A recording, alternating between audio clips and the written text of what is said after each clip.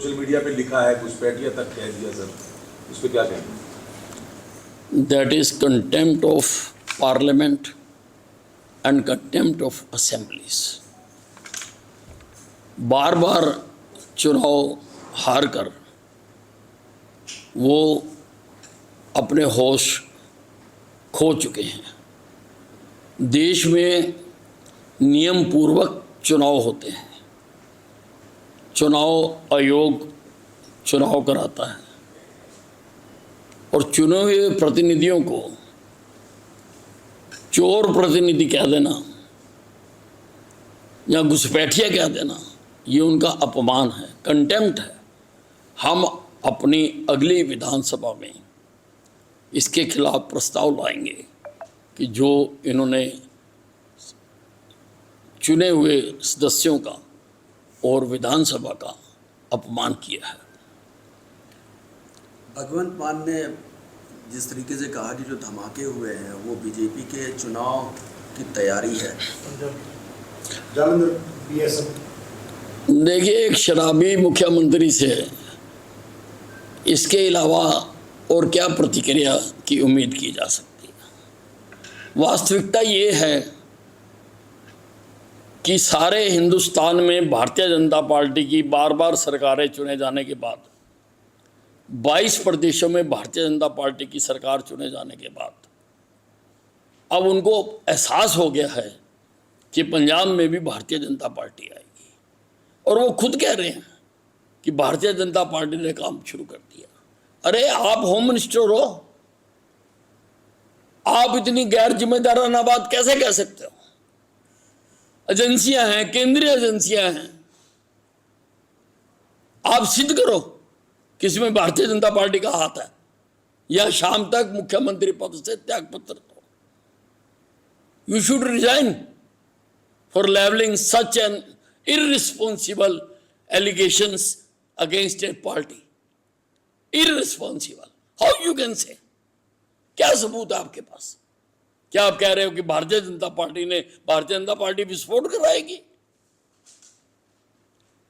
ये अपनी हताशा है इनकी, और ये अपनी हार मान चुके हैं।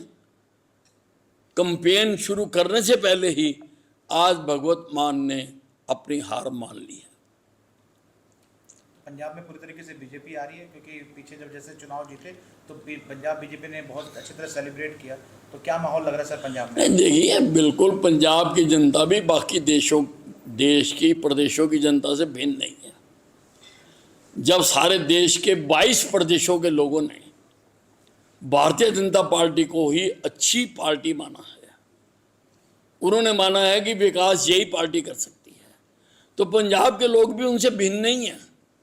वो भी उसी तरह सोचते हैं, सारे देश को देखते हैं।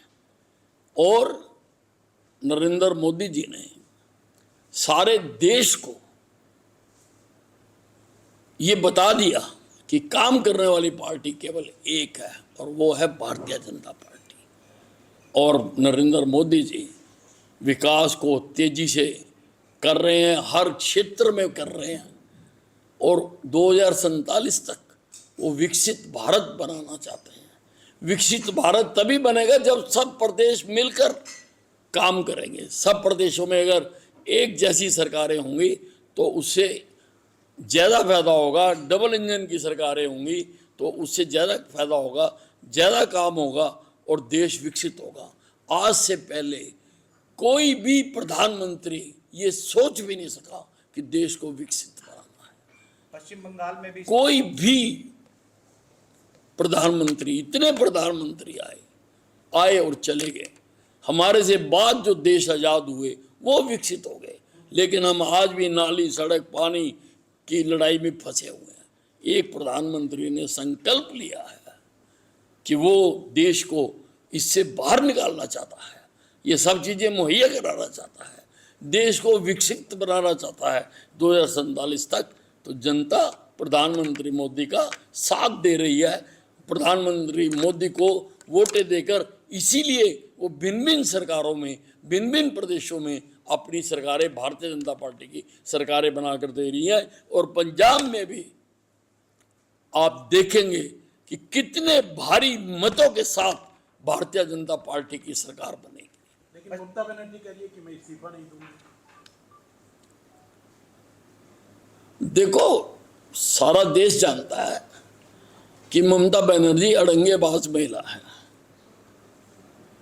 वो हर मामले में कोई ना कोई अड़ंगा डाल के रखती आई है, पहले भी रखती आई है। जब वो शासन करती थी तब भी उसने कई अड़ंगे डाले हैं। उसके कहने से क्या होता है? यहाँ कोई राजशाही थोड़ा है कि जब तक राजा नहीं चाहेगा वो गद्दी नहीं छोड़ेगा।